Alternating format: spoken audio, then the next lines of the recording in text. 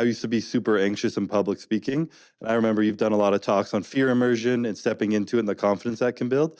And I didn't really understand this whole mindset of all the confidence that would come from that. But I would always do podcasts or public speaking, or I started to get in some seminar events or being asked to come talk from my success as a bodybuilder. And every time I went there, I'd be Mr. Olympia walking into this thing, terrified out of my mind, like hands shaking, stumbling my words. And I still feel like that sometimes, but I've gotten better. But I realized I took a step back after a few times. I'm like, all right, this is something I need to put myself into more to become better at it. And I started to actually plan my events to be more talking based, sign up for a few more requests to talk a little bit more in front of people. And it was terrifying at first, and I still embarrass myself sometimes. I still have memory standing on stage, stuttering, or my lisp comes out really bad and feeling embarrassed and getting off stage. But I also have a lot of memories now where I've killed a good talk and I've stepped off stage feeling so confident. And over that realm of me becoming better at something I wasn't good at, I noticed my confidence in all aspects of my life started to increase, not just in public speaking. What's good, YouTube? Christian here again with another video. This time reacting to Christ Bumpstead. Had a talk with Jordan Peterson about building his confidence in public speaking. Individuals who lack confidence, a lot of the times, their family members and friends try to give them advice and tell them, just be confident, bro. Just be confident, bro. Just go out there. You can make it, blah, blah, blah. But they never actually explain how you could build confidence. So this video is going to be about that, okay? So make sure you don't click off the video because this could save your life as an introvert with anxiety, okay? It could change your whole life. We know Christ Bumpstead, extremely talented, one of the best bodybuilders ever. You're probably thinking, well, you know, I'm just the average guy. I don't have the talent to do what Christ Bumpstead does. Well, go ahead and stay attentive because I'm going to explain how you could do the same thing without having the level of talent that Christ Bumpstead has. Okay. Now, you said that you had decided to voluntarily confront that regardless. And there's a real key lesson there, because one of the things that's been extraordinarily well documented among psychologists and well, we'll stick with psychologists who deal with anxiety, is that the universal pathway to overcoming anxiety is to voluntarily face what you're afraid of in graduated doses. It has to be voluntary, can't be accidental. What you did, let's say, with public speaking is not only did you develop the skill set that was associated with public speaking, and we can go into that a bit more, but you simultaneously developed the part of you that is capable at the physical and the psychological level of confronting everything that's frightening as such. Now, what is Jordan Peterson talking about here, okay? Because it can be a little hard to understand. So I'm going to try to explain, okay? Once you start to do hard things, then you start to form an identity as a person who does hard things, okay? Because at the core of confidence comes identity. The problem with saying, just be confident, bro, just be confident, bro, is that it doesn't come across as genuine because you're not that guy yet. But how do you become that confident guy? Is that you need to actually believe it yourself, and you need some proof of concept for you to start forming that self-narrative about yourself. Now, the thing is, as you get later and later in life, it gets harder and harder to form that narrative because a lot of the people who are confident were fed that narrative early during the formative years by their parents and early experiences. If you already got to your teenager years and you don't have the confidence, or even in your 20s, it's going to be harder to form that as opposed to somebody who's maybe like 6 to 10 years old and their parents are feeding them that narrative. But I have found a way, a little exercise that I like to call, don't let them steal your glory. Okay, so let me explain that. The problem with our society nowadays, especially in American culture, is that we are so obsessed with success metrics that a lot of the times we downplay our achievements, and that actually kills your early confidence. So what we're going to do, right, if you're lacking confidence as a quote unquote average guy, is that you're going to need to go back into your memories and make a list of successful achievements that you've done throughout your life. And then what happens is that you start to downplay your own achievements because no one's rewarding, you know, that second place guy, that third place guy. and then you don't form that self narrative of, okay, I'm an intelligent person, I'm a successful person.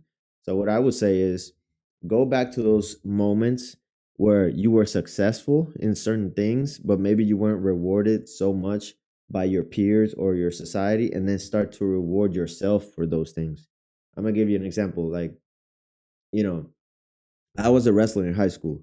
Now, I started wrestling kind of late into my high school career. I didn't have that much experience, but I did have a lot of success regardless, right? So I made it to the regional competitions and I was a regional placer.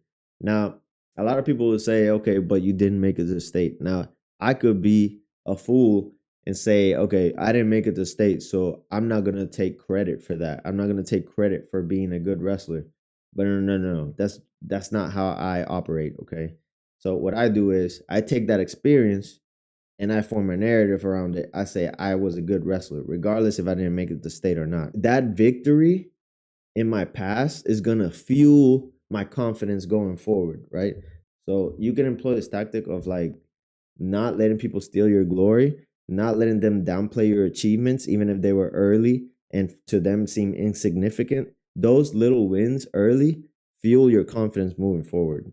So I want you to go back and make a list of all the little successes that maybe for other people don't seem that significant, but those are the things that are going to fuel your confidence throughout your whole life. You know, it's so cool because it means that you can, what you do with people in therapy, when you do exposure therapy, which is essentially what you did, let's say, when you decided to arrange for yourself more and more demanding speaking opportunities, is that you don't become less afraid exactly. You become braver and braver and braver. As you mentioned, voluntarily doing it is the whole secret to it. And you see, that's why self esteem could be kind of a confusing term. It's kind of like a fluff term. Self esteem is really an issue about not self esteem, it's self identity. It's what do you believe about yourself? If you believe that you are a capable person, then you will be more likely to take on those harder tasks. And as you can see, like I mentioned earlier, because it starts so early in life, it's almost like a compounding effect. The earlier you get it, the earlier you get that self identity of being a person that can take on hard tasks, the more success compounds because it has time to build upon itself, as opposed to somebody who maybe like figures it out a little bit later, maybe in their mid to late 20s, and then they're having to almost start from like they're already behind. It's almost like they have to catch up to that person who's have had confidence throughout their whole life. But the thing is, like, you can't get stuck on that because you can't go back and change the past. You can only change the future. So my advice is to really like do that exercise. Like, don't let people steal your glory. Go back and collect those wins. Collect those wins in the past. Build a castle of achievements around you. So it's almost like an armor that allows you to take on that hard task next time. Okay. And like you said, you don't get less scared, you get more brave. Even before getting on the podcast, I was a little bit nervous. I still get nervous now.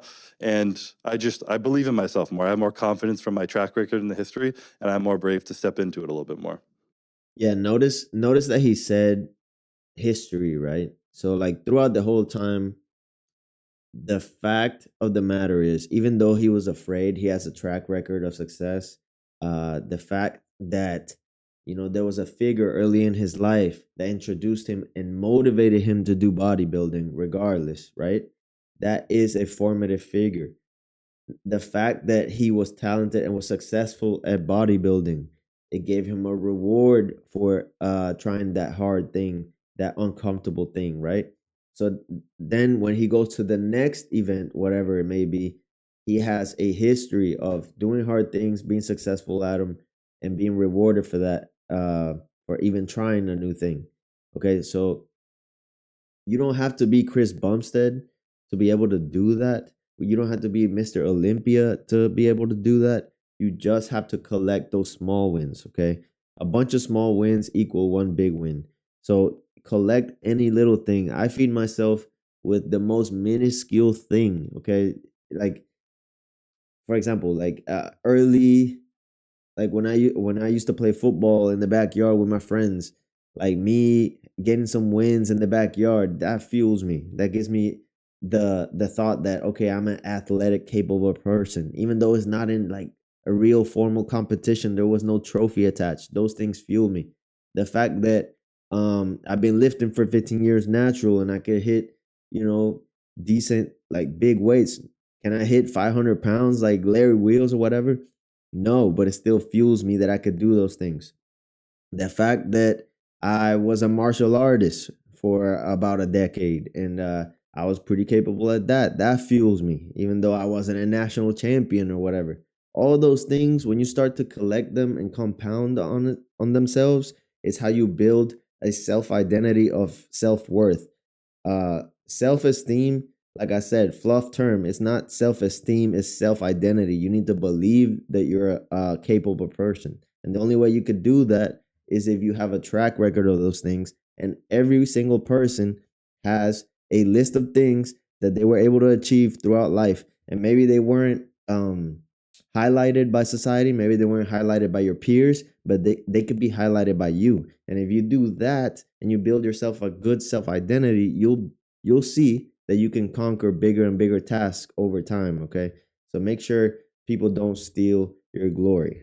I'm going to keep providing tips for the introverted, anxious people so that they could get ahead, they could be productive, and we could get some successful introverts up in here.